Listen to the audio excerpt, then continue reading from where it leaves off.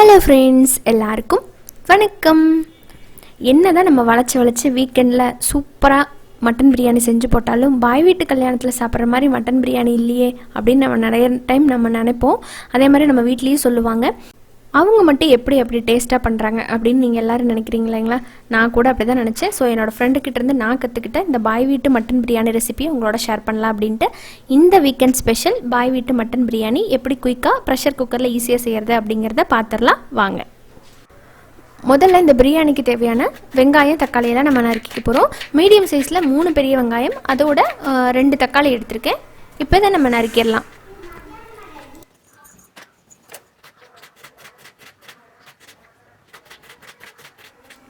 இப்போ வெங்காயம் தக்காளி எல்லாம் கட் பண்ணியாச்சுங்க. அடுத்தது மட்டன் பிரியாணிக்கு மட்டனை வேக வச்சுக்கலாம். ப்ரெஷர் குக்கரில் நம்ம கழுவி சுத்தம் பண்ணி எடுத்துருக்கிற 1/2 கிலோ மட்டனை சேர்த்துடலாம். இப்போ இதில் நம்ம தேவையான அளவுக்கு தண்ணி ஊற்றிக்கலாம். தண்ணி இப்போ அளவில்லை, கொஞ்சம் அதிகமாக கூட நம்ம தண்ணி சேர்த்துக்கலாம். இந்த மிச்சம் இருக்கு இல்லைங்களா, இந்த மட்டன் வாட்டர் நம்ம வெந்ததுக்கப்புறம் இந்த ஸ்டாக் வாட்டரை வச்சு நம்ம பிரியாணி பண்ண போகிறோம். ரொம்ப நல்லாயிருக்கும் அப்படி பண்ணும்போது. அதனால இப்போ கொஞ்சம் சேர்த்தியே விட்டுக்கிறேன் தண்ணி. ஒரு டீஸ்பூன் அளவுக்கு இஞ்சி பூண்டு விழுது சேர்த்துக்கலாம். இந்த மட்டனுக்கு தேவையான அளவுக்கு மட்டும் உப்பு சேர்த்துக்கலாம். சேர்த்து இதை நல்லா மிக்ஸ் பண்ணிவிட்டு மட்டன் ஒரு முக்காப்பதான் வேகிற அளவுக்கு மட்டும் வேக வச்சு எடுத்துக்கலாங்க. இது விசில் வரட்டும். அடுத்ததாக நம்ம இந்த பிரியாணிக்கு ஃப்ரெஷ்ஷாக பிரியாணி மசாலா பொடி அரைக்க போகிறோம்.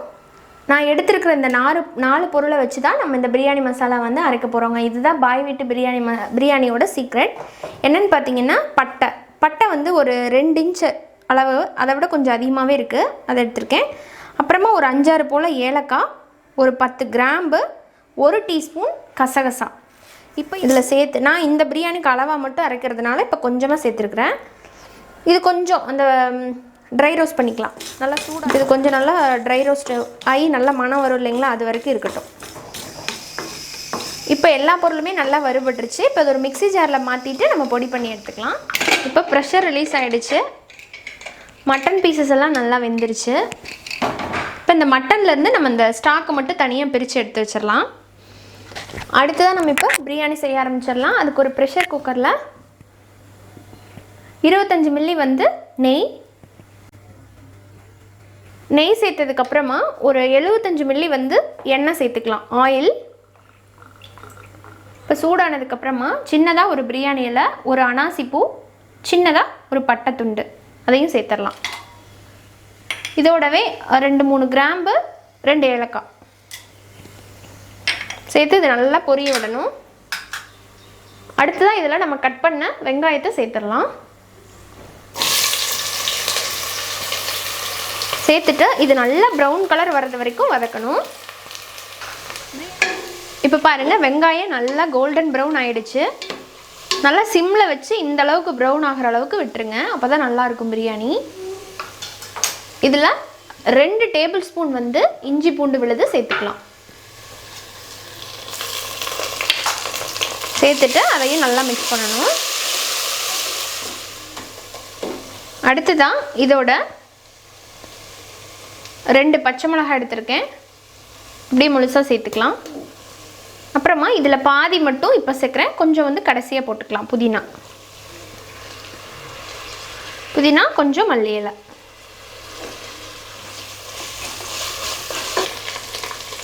½ டீஸ்பூன் மஞ்சத்தூள்,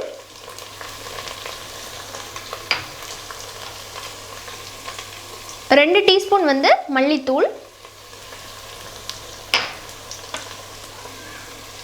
1 டேபிள் ஸ்பூன் மிளகாய்த்தூள், காரத்தை பொறுத்து கூட குறைய சேர்த்துக்கலாம். 1 டீஸ்பூன் காஷ்மீரி மிளகாய்த்தூள்.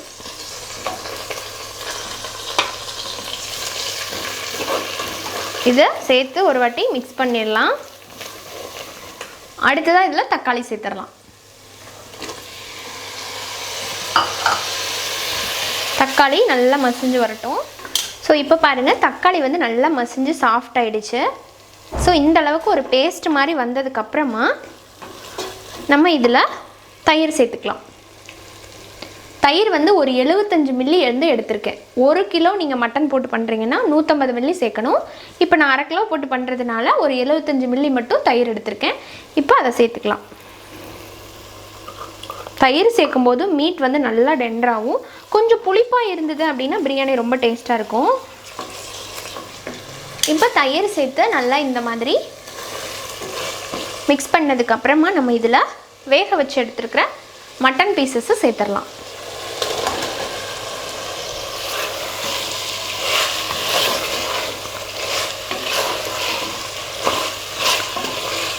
மட்டன் வந்து கண்டிப்பாக 3/4 பதம் மட்டும் வேக வச்சு எடுத்துக்கோங்க. அப்போ தான் நல்லாயிருக்கும். இப்போ மறுபடியும் நம்ம வேக வைப்போம் இல்லைங்களா, சரியாக இருக்கும். இப்போ பாருங்கள், ஒரு டைம் நல்லா மிக்ஸ் பண்ணதுக்கப்புறமா இதில் இந்த ஸ்டேஜில் தான் நீங்கள் ஃப்ரெஷ்ஷாக அரைச்ச அந்த பிரியாணி மசாலா பொடி இருக்கு இல்லைங்களா, அதை சேர்த்துக்கலாம். 1 டேபிள் ஸ்பூன் அளவுக்கு இதில் இருக்குது. இப்போ அதை போட்டுக்கலாம்.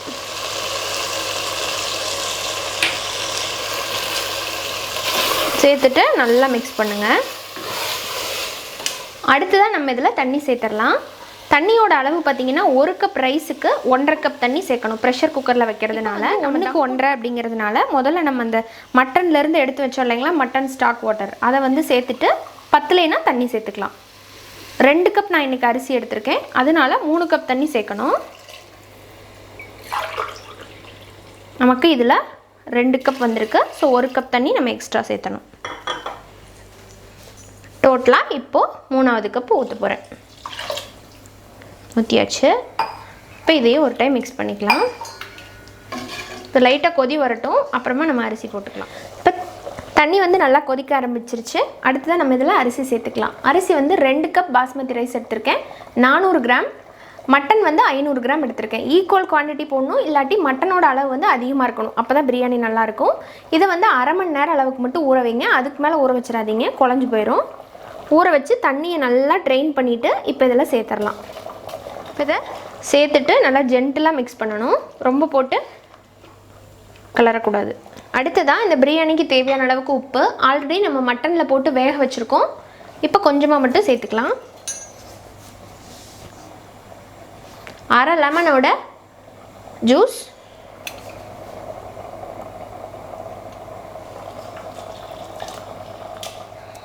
பாருங்கள். இப்போ இந்த ஸ்டேஜில் கொஞ்சமாக நம்ம மிச்சம் வச்சுருந்தோம் இல்லைங்களா, மல்லி இலையும் புதினாவும், அதை சேர்த்துக்கலாம். அதுக்கு மேலே இன்னும் கொஞ்சம் வாசனைக்காக நெய் வந்து ஒரு டீஸ்பூன் அளவுக்கு நெய்.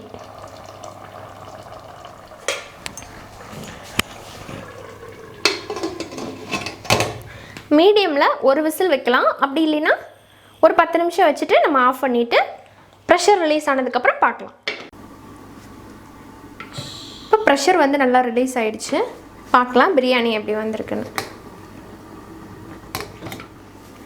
ஓகே, பிரியாணி வந்து சூப்பராக ரெடி ஆகிருக்கு பாருங்கள். நல்லா அந்த ரைஸ் வந்து குச்சி குச்சியாக நிற்கிது. அப்போ நல்லா குலையாமல் ரெடி ஆகிருக்குன்னு அர்த்தம். இந்த மாதிரி என்னாவே இப்போ நம்ம பார்க்கலாம்.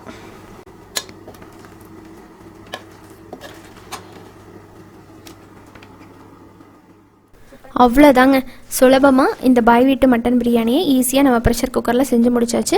நீங்களும் இந்த வாரமே இந்த மெத்தடில் வீட்டில் எல்லாத்துக்கும் செஞ்சு கொடுங்க. நீங்களும் சந்தோஷமாக சாப்பிடுங்க.